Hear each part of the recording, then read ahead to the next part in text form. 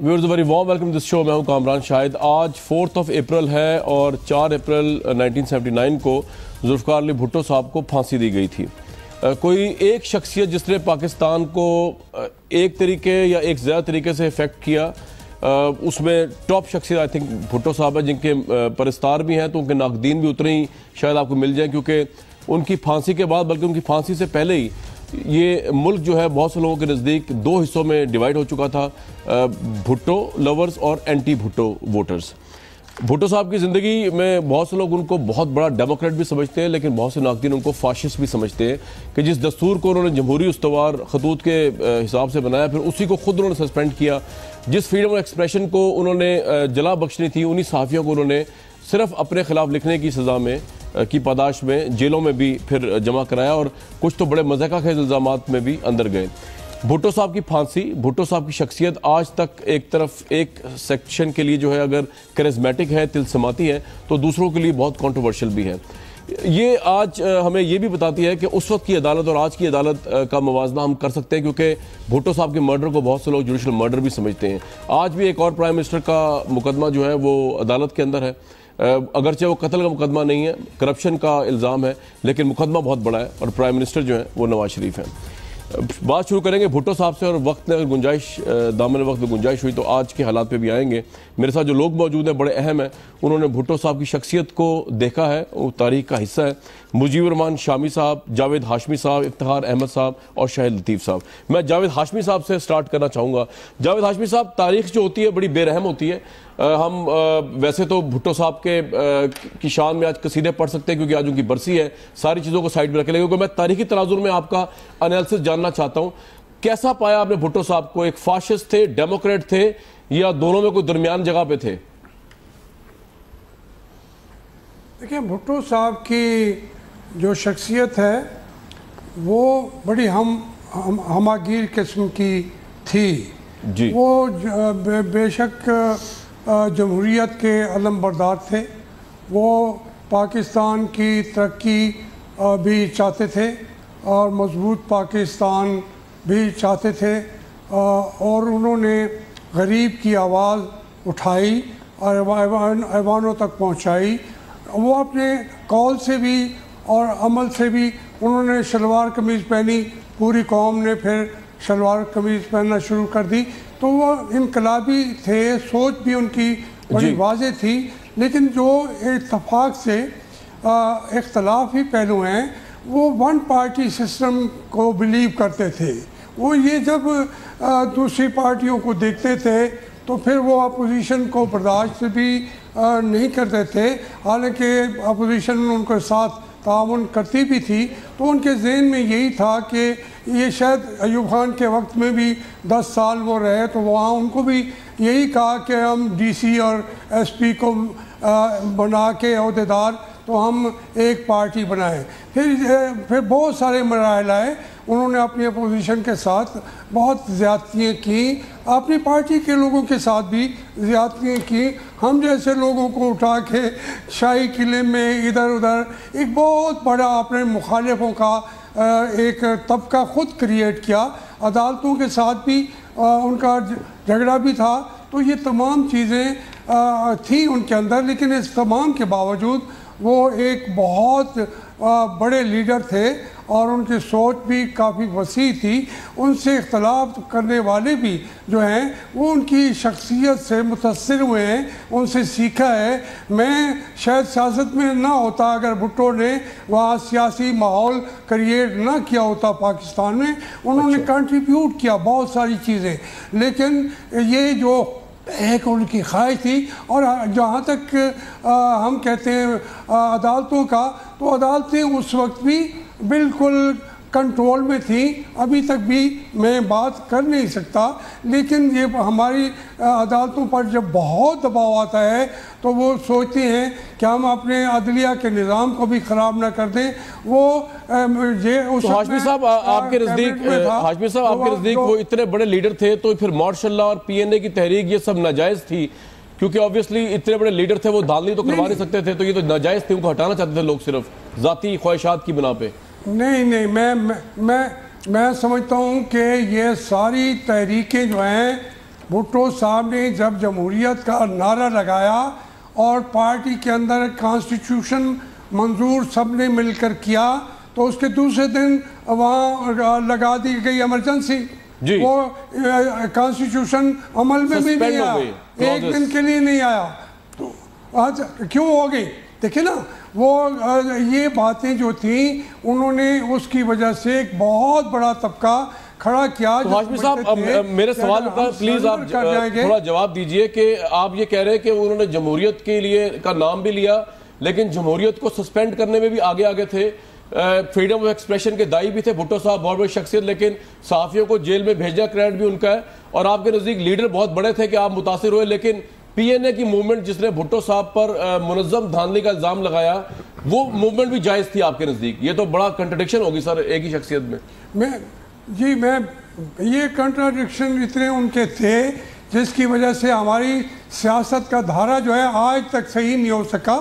اگر وہ اپوزیشن کو برداشت کرتے, اپوزیشن بری نہیں تھی, ان کو ہرا بھی نہیں سکتے تھے, وہ اس کو برداشت نہیں کر رہے تھے, تو اس کی وجہ سے آج تک ہماری جمہوریت بحال نہیں ہو سکی کیونکہ لیڈر تو وہی تھے, انہوں نے ہی جمہوریت کو آگے بڑھانا تھا.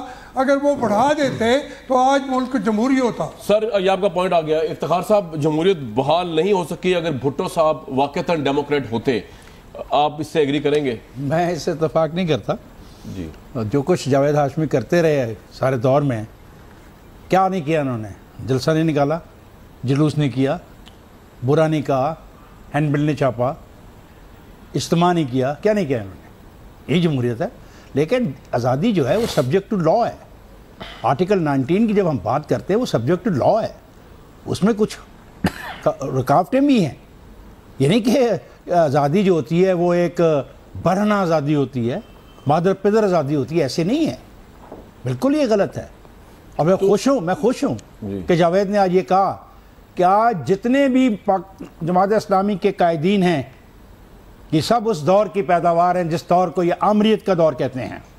خواہ وہ پریت پراچا صاحب ہوں, لیاقت بلوچ صاحب ہوں, جاوید ہاشمی صاحب ہوں, شیخ رشید صاحب ہوں, پرویز رشید ہو, یہ تمام لوگ کب لیڈر بنے؟ ان کو موقع دیا گیا. بنگلہ دیش نامنظور تاریخ میں کیا انہوں نے جلوس نہیں نکالے؟ کیا انہوں نے ذوالفقار علی بھٹو کی پبلک ریلیز کو آ کے اکھاڑ پچھاڑ نہیں کی؟ کیا وہاں پہ انہوں نے کرسیاں نہیں ماری؟ تو دیکھیں, ایک یہ چاہتے تھے کہ ان کو کوئی روکنے والا نہ ہو, تو ملک میں انارکی تو نہیں ہو سکتی تھی. تو بھٹو صاحب لا اینڈ آرڈر امپلیمنٹ کیا؟ بات میں کچھ نہیں کہہ رہا. دیکھیں کامران, میرے منہ میں لفظ مت ڈالیے گا. بات ہو رہی ہے جمہوریت کی, جمہوری رویوں کی. جمہوریت اور جمہوری رویے, میں نے کہا کہ مادر پدر آزاد جو ہے اس کی آزادی نہیں دے سکتے, آج بھی نہیں مل سکتی, اور کوئی معاشرہ دینے کو تیار نہیں ہے. ایک منٹ ٹھہریے گا, حوصلے سے. ذوالفقار علی بھٹو کوئی عام آدمی نہیں ہے جس کو آپ زیر بحث لا رہے ہیں اور ایسے آگے چل رہے ہیں. جاوید ہاشمی نے لڑکیوں کے معاملے میں جو کچھ کیا اور جو جلوس لے کے یہ گیا گورنر ہاؤس, کیا وہ لڑکیاں وہاں پہ تھیں؟ آج جا کے فالو اپ رپورٹ لے آؤ تو وہ لڑکیاں بتائیں گی وہ کہاں گئی تھی. کیا نہیں اس کے خلاف کیا گیا؟ آپ نے اس کی ذات کے اوپر کتنا کیچڑ نہیں چالا. اسمبلی کے اندر کیا آپ نے دھمکیاں نہیں دی کہ مسٹر بھٹو ہم تمہاری فیملی کی لاشوں کو گھسیٹیں گے؟ کیا یہ بات نہیں کی گئی؟ کیا بات کر رہے ہیں؟ جمہوریت کا مطلب تھا کہ آپ کو آزادی دے دی جاتی اور کسی کو نہ سنا جاتا. آپ نے ایک سازش کی اس کے خلاف, اور اس سازش میں امریکہ شامل تھا. امریکہ نہیں چاہتا تھا اس آدمی کو معاف کر دیا جائے جس نے پاکستان کو ایک ایٹمی بم دیا ہو, جس نے پاکستان کو عزت دی ہو, جس نے شکست خوردہ پاکستان کی فوج کو عزت دی ہو, جس نے ٹوٹے ہوئے پاکستان کو جوڑنے کی کوشش کی ہو, جس نے ٹوٹے ہوئے پاکستان میں ایک ایسا ماحول پیدا کیا کہ آپ نے کانسٹیٹیوشن بنایا. آپ کہتے ہیں کہ اس کو either you talk about Mr. Bhutto or you don't talk about Mr. Bhutto. آپ کا بڑا بدلل آ گیا یہ جواب. جی میں یہ لوگوں کو کلیئر کر دوں, افتخار صاحب نے ریفرنس دیا ہے لڑکیوں کے حوالے سے, جو الزام تھا کہ لڑکیاں اٹھا کے کھر صاحب گورنر سے گورنر ہاؤس رکھ دی گئی, پھر جاوید ہاشمی صاحب ایک جلوس لے کے گئے اور ان لڑکیوں کو وہاں سے بازیاب کرائی. اس کا جواب میں لوں گا ہاشمی صاحب بعد میں, لیکن میں شامی صاحب کو بھی نہیں, یہ سبجیکٹ نہیں ہے. رانا نظر لوگ پتہ نہیں کہ سمجھے لڑکیوں کا لڑکیاں بھی زندہ ہیں. سر میں لوگوں کی کلیئرفیکیشن کے لیے بتا رہا ہوں کہ یہ واقعہ اس طرح ہوا تھا نا. میں تو کچھ ایسی باتیں نہیں کرنا چاہتا ماحول کو خراب کرنے کے لیے سر، لیکن میں کہہ رہا تھا آپ نے پاسنگ ریمارک دیا، میں نے ایکسپلین کر دیا. ہاشمی صاحب، سوری شامی صاحب، جمہوریت کی خاطروں کی سروسز ایک تو بتائیے ہاشمی صاحب نے، جو اگر آپ آبجیکٹیولی دیکھیں تو وہ نہیں تھیں. دستور دینے کے بعد سسپینڈ کر دیا، اپوزیشن کو برداشت نہیں کرتے. لیکن افتخار صاحب کہہ رہے ہیں کہ آپ کو مادر پتر آزادی تھی، صحافیوں کو بھی اور اپوزیشن کو بھی. تو میں نے کہا مادر پتر آزادی دیکھیں آزادی نہیں دے سکتے. دیکھو کوئی بھی معاشرہ انڈر آرٹیکل 19 مادر پدر آزادی. اور آج یہ مجھے آپ کے اخبارات کے اشتہارات سے پتہ لگتا ہے کہ موجودہ حکومت اشتہار چھاپ رہی ہے کہ آرٹیکل 19 کیا ہوتا ہے، اس میں قواعد و ضوابط کیا ہے. آپ کا اپنا تجزیہ سر ان کی جمہوریت پسندی کے اوپر. دیکھیے میں ایک بات عرض کروں جناب، بھٹو صاحب رخصت ہو گئے اس دنیا میں، بالکل اپنے اللہ کے پاس پہنچ گئے. ظاہر ہے کہ ایک بڑی طاقتور شخصیت تھے، ایک عہد ساز آدمی تھے. انہوں نے ان کے جو مخالف تھے انہوں نے بھی ان کو فالو کیا بعد میں، ان کے طرز سیاست کو، اور آج تک فالو کر رہے ہیں. جاوید ہاشمی صاحب، شہباز شریف صاحب، سراج الحق تو کو لے لیں، ٹھیک، وہ سارے ان کو فالو کرتے ہیں، اس سٹائل کو، قاضی حسین احمد صاحب نے کیا، اس اسلوب کو. ظالموں میری میری گزارش ہے، مولانا مودودی کا انتقال ہوا نا، جی جی، تو اس پہ مولانا امیر حسن اصلاحی جو ان کے مخالف ہو چکے تھے بہت شدید، انہوں نے جو تعزیتی بیان جاری کیا اس پہ ایک فکرہ تھا. انہوں نے کہا کہ مولانا مودودی ایسے آدمی تھے، ایسے بڑے آدمی تھے کہ جن سے اختلاف پر بھی فخر کیا جا سکتا تھا. کیا بات ہے. تو میں سمجھتا ہوں ذوالفقار علی بھٹو، اب میں جو پیچھے مڑ کے دیکھتا ہوں نا، وہ اتنے بڑے شخص تھے کہ اب ان سے اختلاف پر بھی فخر کیا جا سکتا تھا. اور آج بھی میں اس پہ فخر کرتا ہوں کہ آپ نے اختلاف کیا. دیکھیں بات کیا ہے، یہ سیاست کی بات میں نہیں کر رہا، یہ ایک اخبار نویس کے طور میں بات کرتا ہوں. جی، مجھے ان کے دور میں ڈیکلیریشن نہیں مل سکا، بینگ اے صحافی، اور آپ ان کی جیل میں بھی رہے ان کے دور میں. نہیں وہ دیکھا نا، پہلی بات لوگوں کو بتاؤں نا، میں کلیئر کرنا چاہ رہا ہوں. جیل میں رہا جب وہ تشریف لائے، مارشاء اللہ کے ذریعے تشریف لائے، مارشاء اللہ کے مقدمے چلے ہم پر، الطاف حسن قریشی صاحب، اعجاز حسن قریشی صاحب، میں خود، حسین نقی صاحب، مظفر قادر صاحب، یہ سب لوگ جیل میں رہے. میں جو عرض کر رہا ہوں کہ ایک ڈیکلیریشن کا حصول ممکن نہیں تھا اس دور میں. ٹھیک، جو ان کے خلاف لکھتا تھا اس کے لیے حق میں لکھنے والے کا تو مسئلہ ہی کوئی نہیں ہے. جو ان کے حامی ہیں، دیکھیں پاکستان میں تو المیہ یہ ہے کہ جو حکومت کے ساتھ ہوتے ہیں ان کو ساتھ خون معاف ہوتے ہیں، جو حکومت کے مخالف ہوتے ہیں ان کو وہ ڈیکلیریشن نہیں مل سکتا تھا. ڈیکلیریشن نہیں مل سکتا تھا، مجھے نہیں ملا. ٹھیک ہے، میں لوگوں سے ہفت روزے لے کے چھاپتا رہا، اور وہ بار بار بند ہوتے رہے، ان کو دبایا جاتا رہا، وہ وڈرا کرتے رہے. اور آپ دیکھیے مشرقی پاکستان کا جو ڈھاکہ کے بعد نیوز پرنٹ جو ہے وہ مغربی پاکستان میں نہیں تھا، ٹھیک، وہ امپورٹ کرنا پڑتا تھا. ٹھیک ہے، وہ امپورٹ کرنے کی اجازت نہیں تھی. شامی صاحب، پھر یہ پی این اے کی موومنٹ جائز تھی؟ اس کا لائسنس جو ہے نا، اس کے لائسنس حکومت جاری کرتی تھی. ٹھیک ہے، اپنے مخالف جو تھے، یہ تو آپ کا بالکل پوائنٹ آ گیا. دیکھیں نا، اشتہار سارے، جی ٹھیک، ساری یعنی نیشنلائز کر لی گئی. ٹھیک ہے، اور اشتہار سارے جو تھے حکومت کے قبضے میں تھے. مخالفین کو اشتہار نہیں ملتا، ہمارے رسالے کو اشتہار نہیں ملتے تھے سرکاری. آپ کا پھر ذاتی جھگڑا تھا نا؟ نہیں، ذاتی کیوں ہوا؟ ہم نے کیا ذاتی جھگڑا کیا؟ مطلب آپ ایک اخبار کا اشتہار نہ ملنے اور بریکنگ نہ بھائی دیکھیں نا، آپ ایک الیکٹڈ حکومت کو ایک اخبار امریکہ کی اور کس نے چلائی؟ بات تو سنیں نا. نہیں، اب یہ پی این اے کی موومنٹ جو تھی آپ کے خیال میں ایک انجینئرڈ موومنٹ تھی امریکہ کے ساتھ جو آپ لوگوں نے بالکل نہیں تھی. میں اس سے بالکل متفق نہیں ہوں. کتابیں لکھی جا چکی ہیں، کوئی کچھ نہیں لکھا، چکی ہے، کچھ نہیں لکھا جا چکا. شامی صاحب سے پوچھتا ہوں، بات سن لیجئے سر، اس کا کوئی پروف تو نہیں ہے. پروف کیوں نہیں ہے؟ امریکہ کے بعد مل کے پی این اے کیوں نہیں ہے؟ میں کہتا ہوں کہ جو ضیاء الحق تھے، ان لوگوں نے وائٹ پیپر چھپوایا، ان سب دوستوں نے مل کے اس کی مدد کر کے، آج اس وائٹ پیپر کو پبلک ڈاکومنٹ بنا کے دے لے اور اس پہ ملک میں ڈیبیٹ کروا لیتے. ہمارا کیا تعلق ہے؟ یہ بالکل مارشاء اللہ نے ہاشمی صاحب مارشاء اللہ کی کیبنٹ میں شامل تھے. میں تو نہیں تھا نا یار. آپ کے دوست، آپ کے شاگرد، آپ کے دوست جو کام کرے وہ آپ کے کام ہے. نہیں، ماشاء اللہ ایک سوچ تھی، ایک فکر کی جنگ تھی، ایک رائٹ ایلیمنٹ تھا، ایک لیفٹ کا تھا، ایک غریبوں کا ساتھ تھا، ایک غریبوں کے خلاف تھا. افتخار یہ تو بہت بڑا الزام ہے کہ کانسپریسی ہوئی اور امریکہ سے مل کے چلی. افتخار صاحب جو ہیں یہ ماشاءاللہ ابھی تک جوان کے جوان ہیں. خلط مبس کی عادت نہیں گئی, بچپن کی عادتیں ان کی وہی کی وہی ہیں. اردو بولیں گے, یہ خلط مبس ہے. آپ نے الزام بہت بڑا ایسی اردو بولیں گے. شامی صاحب پی این اے موومنٹ کے بارے میں بتایا نا, وہ انجینئر تھی امریکہ سے مل کے کانسپریسی. بالکل میں اس سے متفق نہیں ہوں. ٹھیک ہے, پی این اے کی موومنٹ ایک جینوئن موومنٹ تھی. اس میں اس کے مقاصد کیا تھے, چلے بتائیں. دھاندلی کے خلاف سر. دھاندلی کے خلاف. کون سی دھاندلی؟ یہ الیکشن میں جو اب دیکھ رہے بڑے سنجیدہ بات ہو رہی ہے. سنجیدہ, آپ کو کتنی سیٹیں ملی پی این اے والوں کو؟ کن کو یار, مجھے آپ چلے میں کہ چھوڑ دو, شامی صاحب آپ چھوڑو. پی این اے کو کتنی سیٹیں ملی؟ او بھائی میری بات کو میری بات بھی تو جواب تو لے میرا جواب تو لے میرے آپ ہی بول رہے ہیں, وہ جواب تو لے. دیکھو آپ کامران زیادتی کر رہے ہیں. میرا سوال یہ ہے کہ وہ دھاندلی مان لی.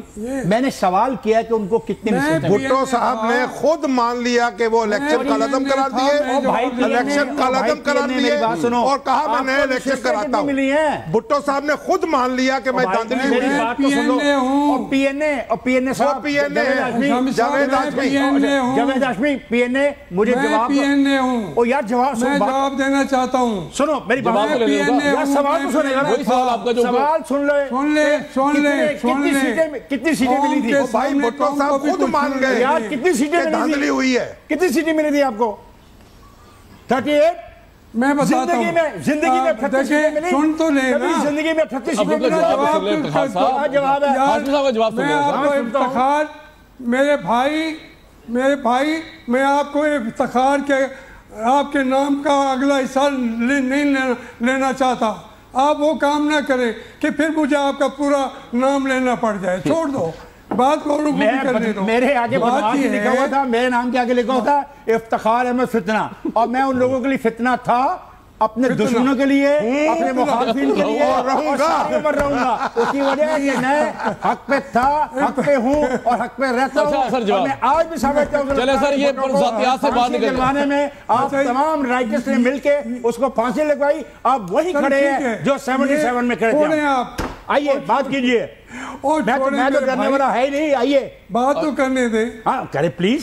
میں بات تو آپ کی جواب تو دینے دیں یار. جی حاجی صاحب بتائیے. جی بتائیے. سنیں یہ جی کہ پی این اے جو یہ دھاندلی کی سیٹیں کہہ رہے ہیں نا, جی پہلے بھٹو صاحب بلا مقابلہ ہوئے, ہو گیا یار. ممتاز بھٹو صاحب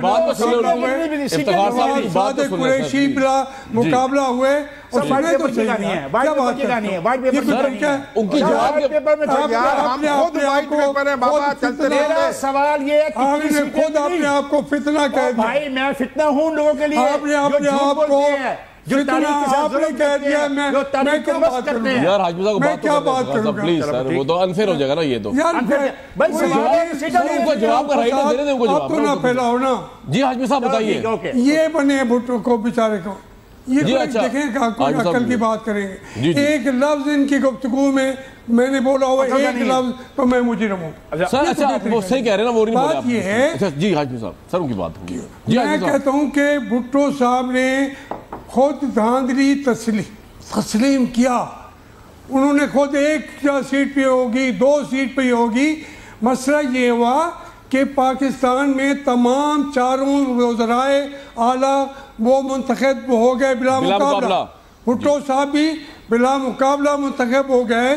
تو اس کے بعد اس الیکشن کے اوپر جو ایک فضا پیدا ہوئی, وہ بھٹو صاحب کو بھی پتا ہے کہ آخر انہوں نے بھی تسلیم کیا کہ ہاں کچھ سیٹوں پہ دھاندلی ہوئی ہے. تو یہ کیوں ہوئی, کون تھا, کون اس میں آیا؟ تو آپ کہہ رہے ہیں پی این اے موومنٹ جائز تھی. ٹھیک ہے سر.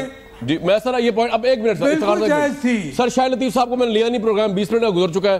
شاہد لطیف صاحب یہ الزام لگتا ہے کہ ملٹری اسٹیبلشمنٹ اس زمانے کی, اور جیسے افتخار صاحب کہہ رہے ہیں کہ امریکہ, انہوں نے مل کے کانسپریسی کی, پی این اے کے سیاستدانوں کو اپنے ساتھ ملایا اور ایک دھاندلی کے نام پہ موومنٹ چلائی جو اس کا مقصد بھٹو کے حکومت کو فارغ کرنا تھا. آپ اس سے ایگری کرتے ہیں اس انالیسس سے, یا آپ کا انالیسس ڈیفرنٹ ہے شاہد لطیف صاحب؟ دیکھیں ابھی تک پہلی بات تو یہ کہ آپ کا شکریہ, آپ نے مجھے یاد کر لیا. میں سمجھا یہ ساری ڈسکشن میرے بغیر ہی ہوگی. نہیں سر آپ کے ساتھ بات یہ ہے, آپ نے جو مجھ سے سوال کیا میں اس کا ڈائریکٹ جواب دیتا ہوں.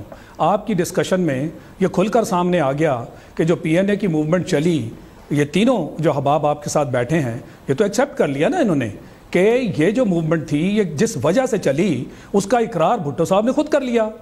انہوں نے کہا کہ ہاں دھاندلی ہوئی. تو پھر آپ یہ کیسے کہہ رہے ہیں کہ کوئی چیز نہیں تھی اور بغیر کسی وجہ کے باہر سے سپانسر کی گئی موومنٹ, اور یوں وہاں اس وقت ایک فوجی جو حکمران تھا یا سی او ایس تھا, آرمی چیف تھا, اس نے اس کا ساتھ دے دیا. یعنی پی این اے کی موومنٹ ایک سیاسی موومنٹ ہے, اس کا اقرار خود اس وقت بھٹو صاحب کر رہے ہیں جو کہ پرائم منسٹر ہیں.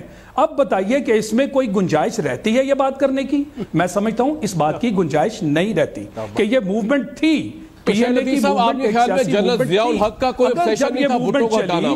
اور جی میں سوال نہیں میں اب آپ کو آگے لے کر چلتا ہوں نا. جی میں آپ کو آگے لے کر چلتا ہوں.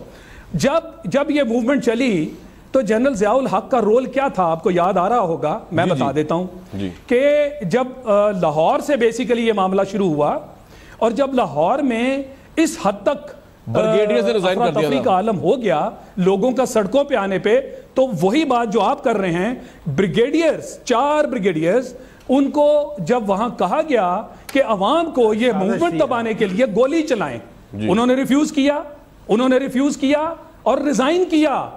اب بتائیے کہ جنرل ضیاء الحق کا رول اس میں مثبت تھا یا منفی تھا؟ منفی. رائٹ سر, یہ آپ کا پوائنٹ, یہ عام فہم والا آدمی اسی چیز کو وہ اٹھاتا کہ ہاں جناب آپ کریں, تو بتائیے معاملے کدھر جاتے ہیں. یہ تمام بھٹو صاحب کو اترنا پڑا, یہ حقیقت ہے. ہمیں افسوس سے کہنا پڑتا ہے کہ پاکستان کی عام فورسز کے اندر یہ حالت پیدا کر دی تھی آپ نے کہ فوج کا حکم کوئی ماننے کو تیار نہیں تھا. یہ آپ کہنا چاہ رہے ہیں, اس آرمی کی تعریف کرنا چاہ رہے ہیں کہ جہاں پہ بریگیڈیئر جو ہیں وہ کمان کا حکم نہیں ہے. کیا بات کر رہے ہیں شامی صاحب؟ unlawful ہے, unlawful حکم نہیں مانا جاتا, unlawful حکم. آرمی ایکٹ پڑھیں, یہ unlawful ہے. نہتے لوگوں پر گولی چلانا unlawful ہے.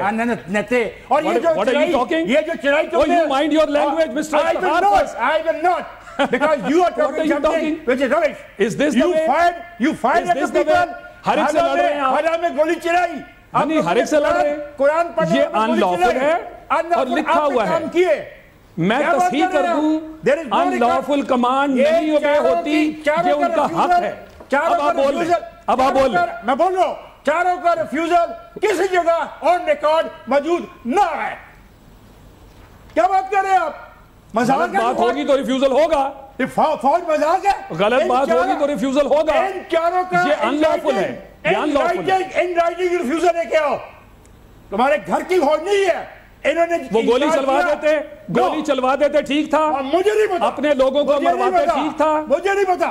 یہی سے نظر آ رہا ہے آپ کی مینٹالٹی کیا ہے. ان چاروں بریگیڈیئر کا تحریری ریفیوزل بتاؤ کہاں ہے تاریخ میں؟ مذاق بنایا. یہ آپ کا کہنا ہے, یہ آپ کہہ رہے ہو, یہ آپ کا کہنا ہے. کوئی اتفاق نہیں کرے گا. Nobody will agree with this. Right. No, Nobody will agree with this. I don't care about it. Only you are saying this. I say I don't care about it. آپ کا کوئی vested interest ہے یہ بات کرنے میں. I say I don't care about it. It's all right. Sir, it's all right. Even I don't care. Who cares? Who cares? Take it easy. If you don't care, I damn well care. They refuse. How they can refuse? Okay. Oh, that is your version. Right, that is your version. I have nothing to do with your version. ٹھیک ہے. میں fact کی بات کر رہا ہوں, آپ prove کریں. سر میں نے فیکٹ کی بات کی, میری کنڈیشن کا آپ نہیں پتا. آپ ثابت کرو کہ یہ مفروضے ہیں. بریک لینے دیں, اس کے بعد ہاشمی صاحب میں نے تو کہہ دیا, انہوں نے کہا تھا ریفیوز, میں نے ثابت کیا ہے. یہ حقیقت ہے, یہ ہسٹری ہے. This is a fact. Record کدھر ہے؟ This is a fact.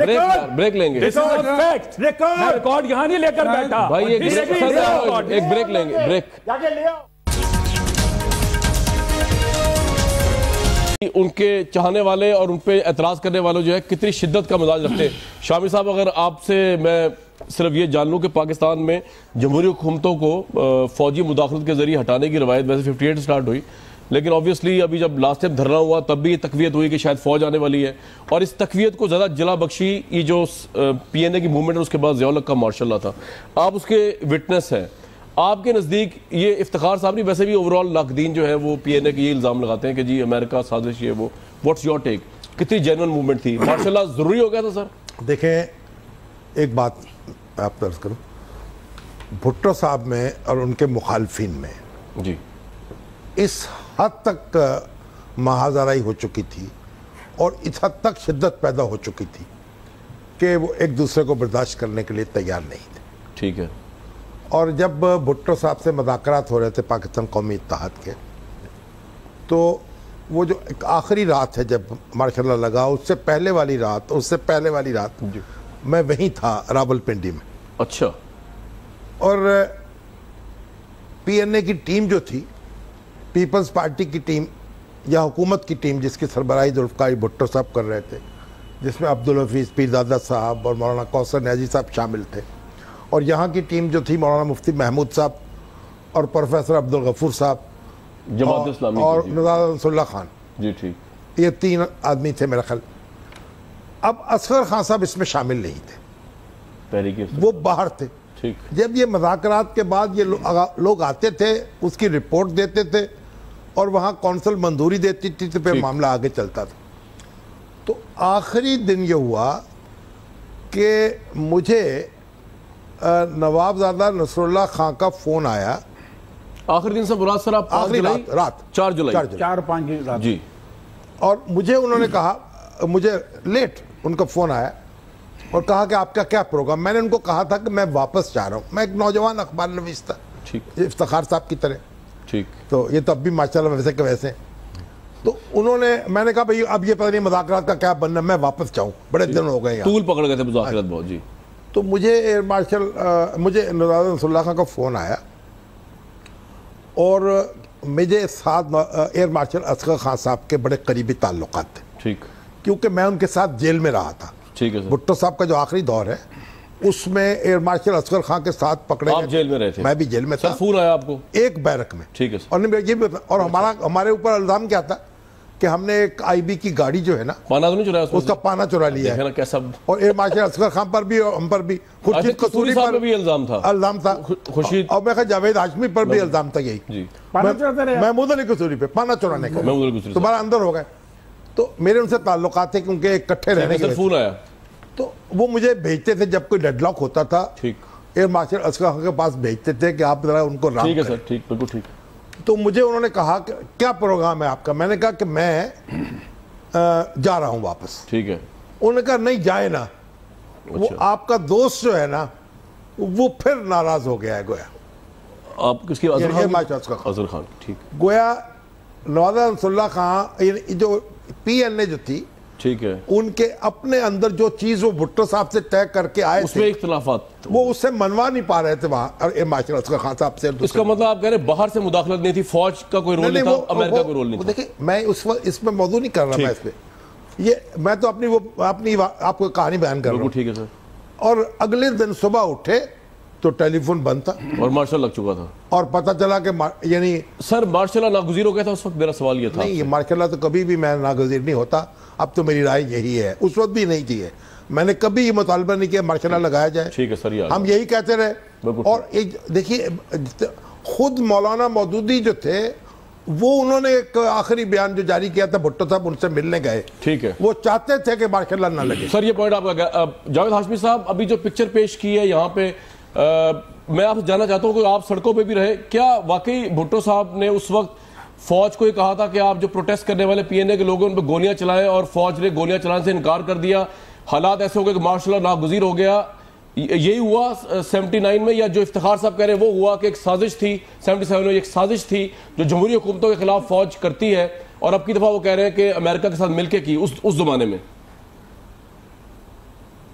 یہ جو مارشل اللہ لگا وہ تو بالکل سازش تھی, لیکن اس حد تک پہنچایا گیا بھٹو صاحب کی جو حالات تھے. آپ مجھے بتائیں, یہ ناراض ہو جاتے ہیں, افتخار صاحب میرے سینئر ہیں, میں بڑا لگتا ہوں ان سے, یہ ان کے بال کالے ہیں, مجھ سے 2-3 سال یہ سینئر ہیں. بات یہ ہے کہ اس وقت ان کی کالک زیادہ ہے. بھٹو صاحب کے جو ساتھی تھے,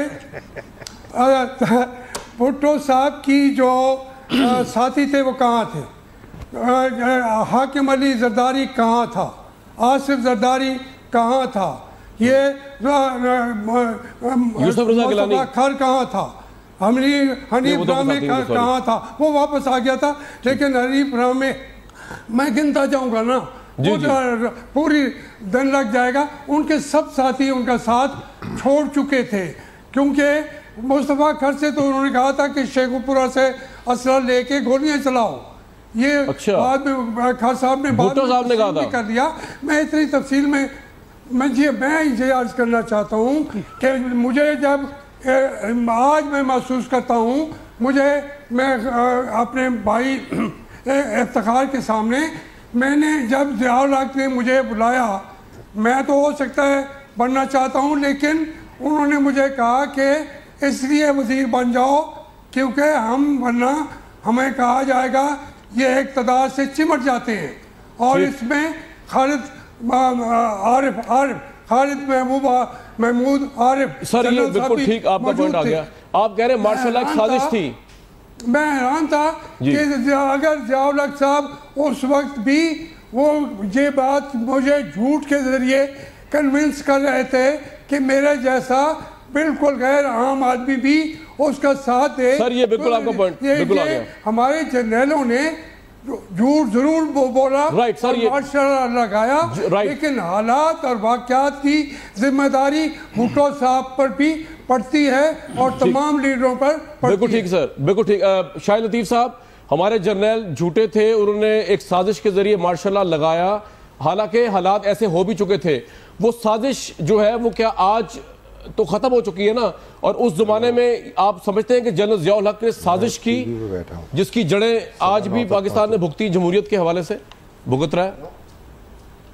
شاہد لطیف صاحب دیکھیں, یہ جو ہاشمی صاحب کہہ رہے ہیں یہ بڑی ہی ایک میں سمجھتا ہوں عجیب سی بات ہے. ایک طرف تو کہتے ہیں کہ یہ موقع فراہم بھٹو صاحب نے کیا, انہوں نے حالات بگاڑے. میں مارشل لاء کو سپورٹ نہیں کرتا, میں نہ کبھی کیا ہے نہ کروں گا. آن ریکارڈ میں نے ہمیشہ کہا کہ مارشل لاء جو ایشوز ہیں ان کا سولوشن نہیں ہے. فوج ملک کو چلانے کے لیے اس کی ٹریننگ نہیں کی جاتی. مارشل لاء جو لگے میں ان کی سپورٹ نہیں کرتا, وہ غلط ہے. مگر دوسری طرف ہم ساتھ ہی ساتھ یہ کہہ رہے ہیں کہ یہ دونوں طرف, ایک طرف حکومت تھی اور دوسری طرف پی این اے تھی. آپ بتائیے کہ کیا ان کو اپنے معاملات سلجھانے نہیں چاہیے؟ ٹھیک ہے شاہد صاحب, لگے ایک سوال اور میرا آپ سے کوئکلی. آج اپریل میں پیناما کو بھی ایک سال ہو گیا ہے, اور کوئکلی شاہد لطیف صاحب, آج بھی ایک پرائم منسٹر کا مقدمہ چل رہا ہے عدالت کے اندر. بھٹو صاحب کے مقدمے کو جوڈیشل مرڈر کہا جاتا ہے. آج کی عدالت سے تو ہم توقع رکھیں نا کہ انصاف ہوگا, اور آپ کو کیا لگتا ہے کہ وہ حالات تو نہیں جو 77-79 میں تھے, جو جس طرح الیکٹڈ گورنمنٹس کے ساتھ ہوتا تھا ایون عدالتوں میں؟ نہیں, ایک تو یہ کہ آپ نے جوڈیشل مرڈر کہہ دیا, میرے اس پہ بھی سوال ہیں اور میرے پاس نکات ہیں جو میں ابھی چونکہ بحث میں جوڈیشل مرڈر نہیں ہے آپ کے خیال میں. یہ ایک over a period of time impression دیکھیں, میرے مطابق پہلے تو اس کا فیصلہ ہائی کورٹ نے دیا تھا یونینیمس, اس کے بعد سپریم کورٹ 4 اور 3 کا فیصلہ ہوا. جسٹس انوار الحق صاحب تھے جو چیف جسٹس تھے, بعد میں آپ کو یاد ہوگا کہ انہیں نکال دیا گیا کیونکہ انہوں نے وہ پی سی او پہ دستخط کرنے سے انکار کیا. جسٹس سلیم جونیئر تھے, اس کے بعد ان کو چیف جسٹس بنا دیا گیا. تو یہ جوڈیشل مرڈر نہیں تھا, ان کی بھٹو صاحب کی طرفداری کر رہے تھے. سر پوائنٹ آ گیا آپ کا. میرے مطابق یہ جوڈیشل مرڈر نہیں تھا. اب آپ اگلا سوال جو کر رہے ہیں کہ آج پاناما کا معاملہ ہے, میرے مطابق پاناما کا معاملہ ہمیشہ سے عدالت جو ہے اس کو انصاف کی بنیاد پر کرنا چاہیے. یہ عدالتوں کا بھی ٹیسٹ ہے. ٹھیک ہے سر, پوائنٹ آ گیا آپ کا. عدالت نے غلط کیا تھا تو صرف ایک نقطہ, اگر اس وقت عدالت نے غلط کیا تھا تو 2 حکومتیں, جس میں ایک مرتبہ بے نظیر صاحبہ پرائم منسٹر اور دوسری مرتبہ زرداری صاحب صدر, تو اس کے دوران یہ ساری چیزیں آپ کا پوائنٹ آ گیا. افتخار صاحب, پھر آج کرنی چاہیے بلاول بھٹو کیوں کہہ رہے ہیں یہ جوڈیشل مرڈر ہے, اور آپ کے خیال میں اپریل میں تو انصاف ملے گا پرائم منسٹر کو؟ آپ کی عدالتیں وہ تو نہیں ہے جو 77-79 میں. جہاں تک بات ہے جوڈیشل مرڈر کی, تو یہ جوڈیشل مرڈر ہے. میرے پروگرام میں خود ایک جج آف دا سپریم کورٹ جنہوں نے بھٹو کو پھانسی دینے کے حق میں ووٹ دیا تھا, انہوں نے بغیر کسی دباؤ کے یہ تسلیم کیا کہ ایسا نہیں ہونا چاہیے تھا. It is on the record. ایک دوسری بات, مولانا مشتاق کے ساتھ ذوالفقار علی بھٹو کے جو تعلقات تھے وہ کسی سے چھپے ہوئے نہیں تھے. تو کانفلکٹ آف انٹرسٹ تھا, بائس ججمنٹ تھی, کسی سے کہنا کہ تم مسلمان نہیں ہو. قتل کا مقدمہ آپ اس پہ چلا رہے ہو 109 کے ذریعے. He was not under 302. Bhutto صاحب کو 109. تو پھر ایسے ہی ہوگا نا. جب آپ کسی کے اسلام کو چیلنج کر دو گے تو مسلمان ریئیکٹ کرے گا, مسلمان لپکے گا.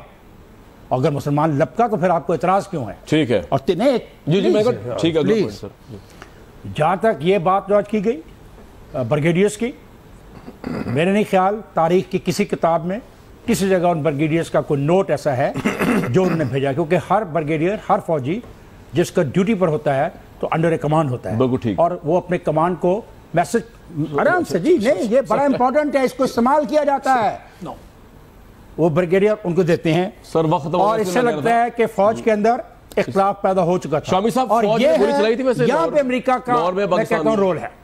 بریگیڈیئر ریزائن کیا تھا, آپ صحافی تھے, آپ کو بتائیں نا. آپ کے میں وجہ بتاتا ہوں. نہیں کیا تھا ریزائن؟ ہاں جی کیا تھا, جنرلی کیا تھا. جنرلی کیا. اچھا وجہ کیا سر کب کیا تھا, سر سن تو تحریر کہاں ہے, وہ دیکھیے کوئی ڈاکومنٹیشن کہاں ہے, کن وجوہات پہ کیا گیا. میری بات سن تو لیں. پاکستان قومی اتحاد جی کی جو کمپین تھی, جو موومنٹ تھی پی این اے, جی پی این اے کی, وہ پہلی شروع ہوئی اور ایئر مارشل اصغر خان نے سب سے پہلے وہاں جلوس نکالا نیلا گنبد سے, خط لکھا, اور اس میں سنے نا وہ پرانی بات. اچھا وہ پرانی قرآن کریم انہوں نے گلے میں ڈالا ہوا تھا. اچھا ایئر مارشل اصغر خان. ٹھیک ہے. اب جو پی این اے کی موومنٹ, جو لوگ گرفتاری پیش کرتے تھے وہ قرآن گلے میں ڈال کے پیش کرتے تھے, نعرہ اسلام کا لگاتے تھے, نظام مصطفیٰ پہ گولیاں چلیں. ہاں جی نہیں, 313 لوگ مرے کہ نہیں مرے؟ کہاں گولیاں تو چلی پورے ملک میں, یہاں تھوڑی چلی.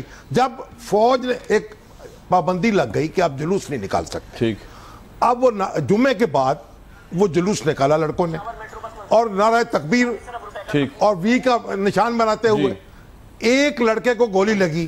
اچھا, وہ گر پڑا. دوسرا جو تھا وہ کندھے پہ چڑھ گیا, اس نے کہا مارو گولی, اس کو گولی لگی, وہ مر گیا, نیچے گرا.